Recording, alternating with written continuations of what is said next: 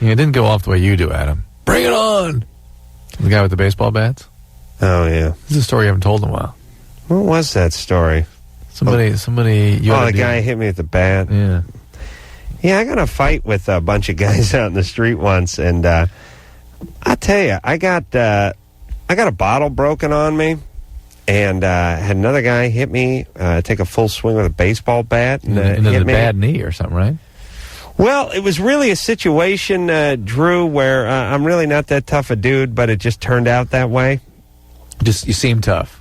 I seemed tough by what happened. I was leaving a party when I was in my youth, maybe about 19 or 20, make-out party where everyone but me was getting laid. And as I was leaving, the chick who I didn't want to have sex with because she was crazy told the tough guys who were pulling up to the party that I hit her. Oh, yeah. And I'd had arthroscopic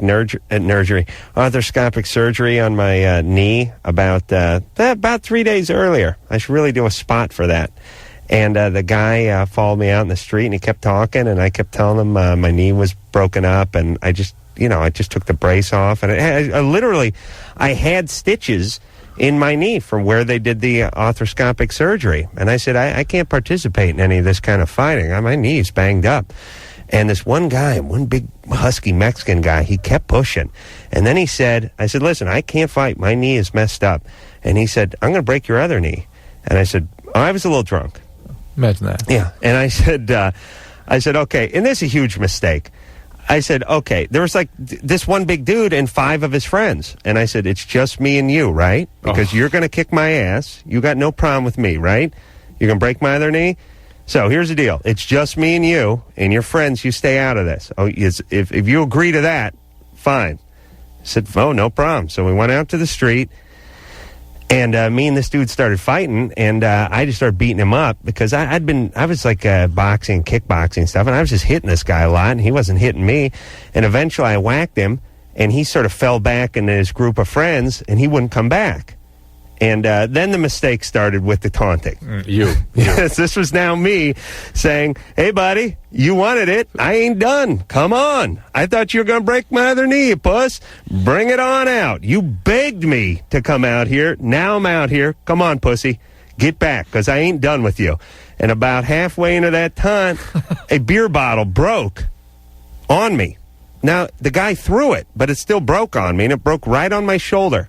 Didn't hurt at all. Didn't cut me. Wow. Didn't leave a scratch. Just boom. Broke right on my shoulder, just like out of a movie. And then I felt a full swing from an aluminum baseball bat on my knee. Guy came up behind me and took a full swing. But he hit me on the good knee, and he hit me behind the knee. And he hit me about 6 inches above my knee joint, right in the sort of meaty part of my thigh. Right. And all I did was sort of curtsy. But he took a full swing. It just got me in the best possible place. So they just broke the beer bottle on me, and they just hit me with the thing.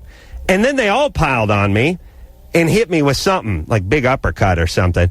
And I had blood was coming out. My lip was split open. But I felt pretty good.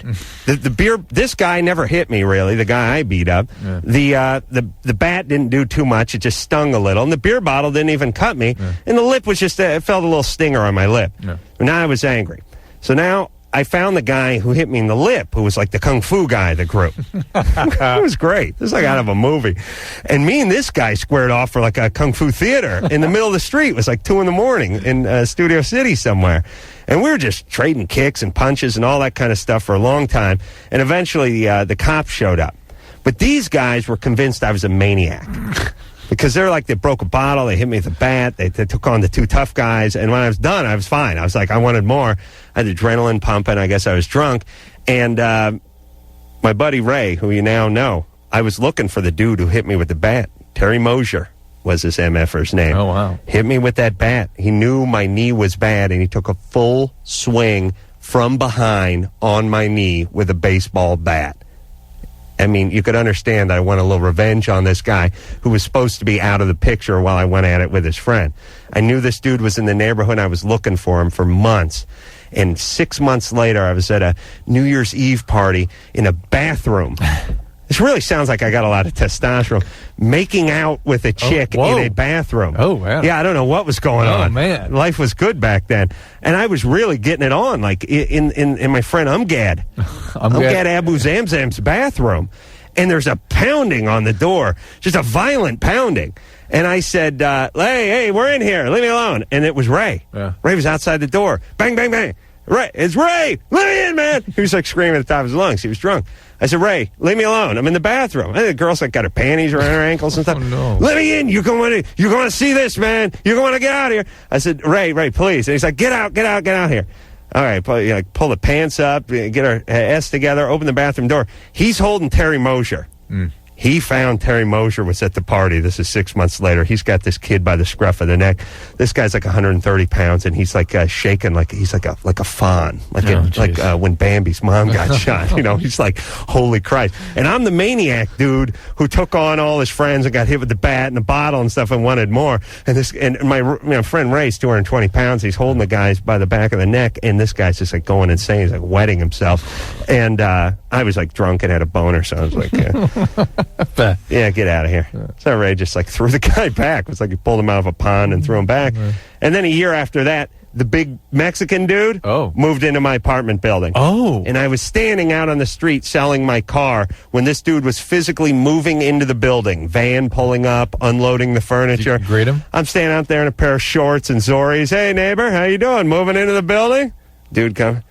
Dude, now by this point, he's 300 pounds, but it looks like he's been on steroids and in the gym. I'm going, man, this is a big mother effing Mexican dude's moving into the building.